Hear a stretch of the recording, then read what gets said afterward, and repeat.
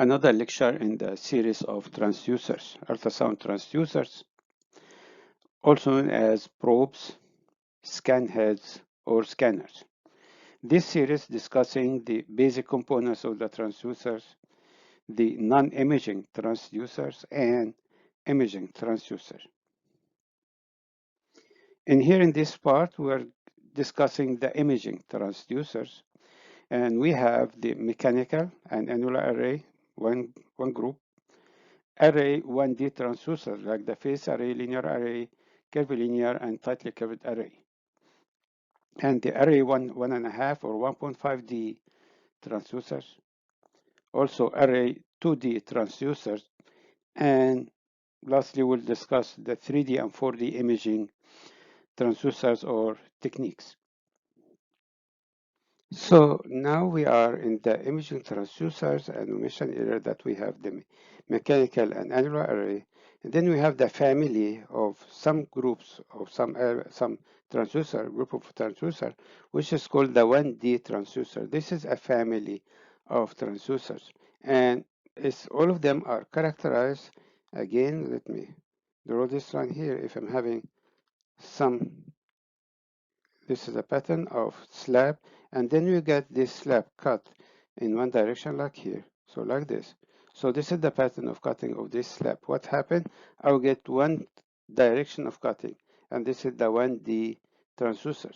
Okay, what if I get these two ends that I fold them this way, and the other one I'll fold it this way, and this will bring me, okay, I will get what you call the tightly curved. So the active elements here are arranged in this pattern. I'll get the tightly curved. And this is the active elements arrangement in what you call the tightly curved transducer. So tightly curved transducers are a group of transducers that having the active elements are arranged in 1D, cutting in 1D, but they are in a tight curve. And this is why we call it the tightly curved array transducer. Okay, and this is actually the last member of the 1D transducers family. The family of 1D transducer, like we mentioned earlier, we have the phase array, the linear and the curvilinear, and the tightly curved. What are the characteristics of this 1D transducers family? They are in the elevation resolution is focused via mechanical focusing, and we have this several discussions again before, and I might discuss it also here. But anyway, so the elevation resolution for the tightly curved or the linear and curvilinear or the phase array, okay, elevation resolution is focused via mechanical focusing. We need to know this, right? So this is the tightly curved. Somebody will say, oh, this is the endovag. Yes, the endovag is another name for the tightly curved. Tightly curved is the academic name, which is for the pattern of cuttings and the arrangement of the PZTs in a tight curve. So the curvature here, as you see, is a tight curve. If you go from this end here to this end, you see it's having a tight curve like this, right? So this is the tight curve of the tip. And another names that are commonly used, the endocavitary, endovaginal, or endorectal. So again, the tightly curved array transducer, this is the academic name of it, or the engineering name. But applications, we can use it for endovaginal or endorectal. Both are cavities, that's why it has another name, which is endocavitary. Okay, so this is here, as we see, the arrangement of the active elements of the tightly curved. So active elements are arranged here. They are again in a segmental pattern. So each group, for example, if assuming that there is here a group of elements like this, okay, they are scanning and sending a scan line like this one, okay. And this group, again, if I put another color, let me take the blue here. So if I'm having this group here, they will send another scan line in this pattern. So I will get what? I'll get the image, which is fan wide, okay, widely fanned image coming from this tight curve. Again, so this array of rectangular elements, they are arranged at the tip of a narrow probe, in a segmental or sequential pattern, and each group will send a sound beam that is coming straight out from this group, and it will make, at the end, I will get what you call the outer or wider fan-shaped element. Okay, this is the reason why sometimes this probe is called the end fire probe. Okay, this is like not common to be mentioned, the name, but sometimes people call it the end fire. Why? Because if you look at the probe, okay, the active elements are arranged at the tip or the end of this probe. That's why they call it the end fire.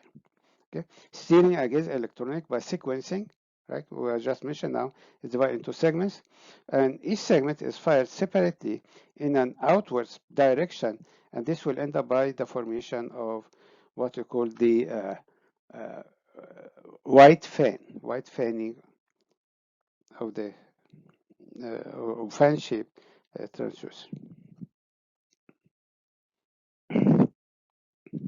Focusing again, phasing electronic by phasing. Okay, so focusing here, electronic focusing for the lateral resolution, electronic focusing. Okay, by phasing, we discussed this before, and phasing here is characterized by multiple focal points, and they are adjustable, so I can adjust the focal points in the depth and locations. Okay, focusing for the elevational, again mechanical. Why these are, the tightly curved is one of the family of 1D transducer. All 1D transducer having focusing via mechanical focusing, either applying a lens or cutting the PZTs in a curved pattern, and either way I will get the PZTs having a focus in the elevational direction or the slice thickness. I will get focusing for one level only. Okay, and this is mechanical focusing for the active element, for the elevational resolution.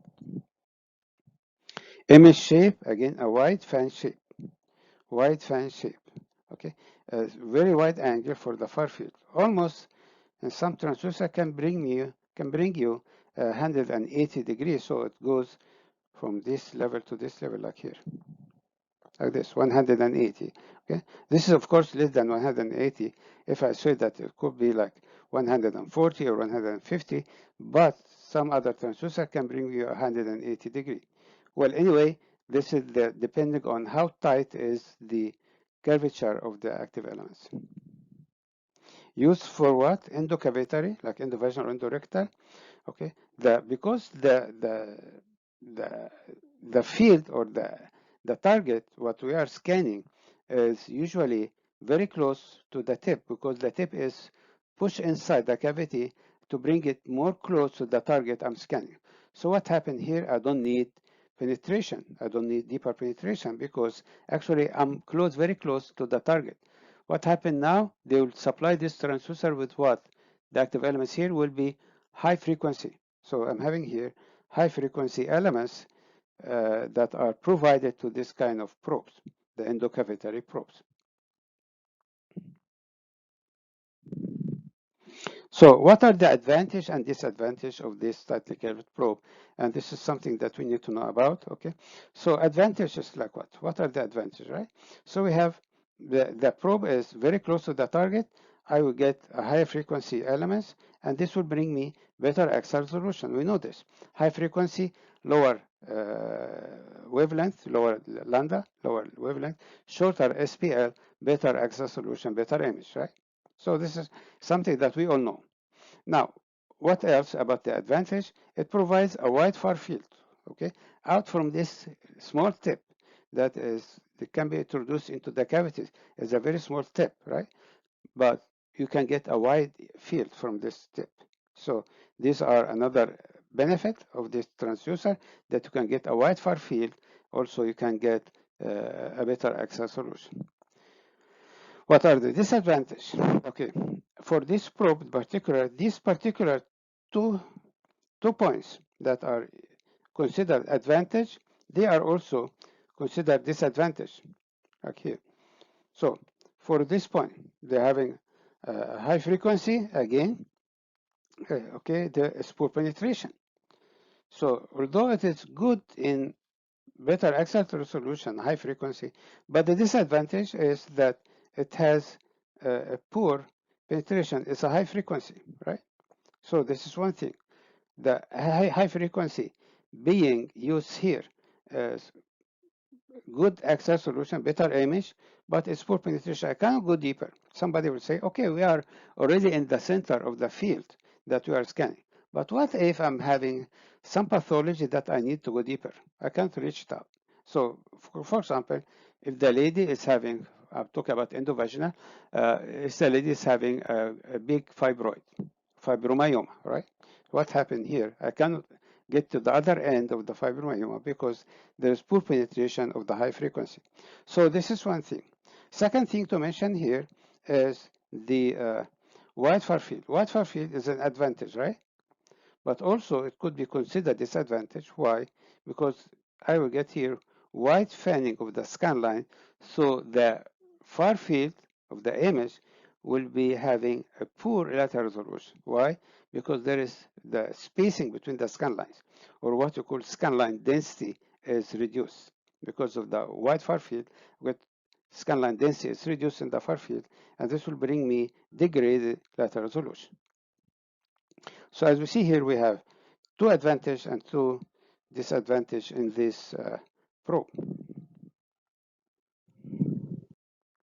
Thank you, and by this way we finish the 1D transducers, the family of 1D transducers. Again, these are the phase array, linear, curvilinear, and tightly curved probes.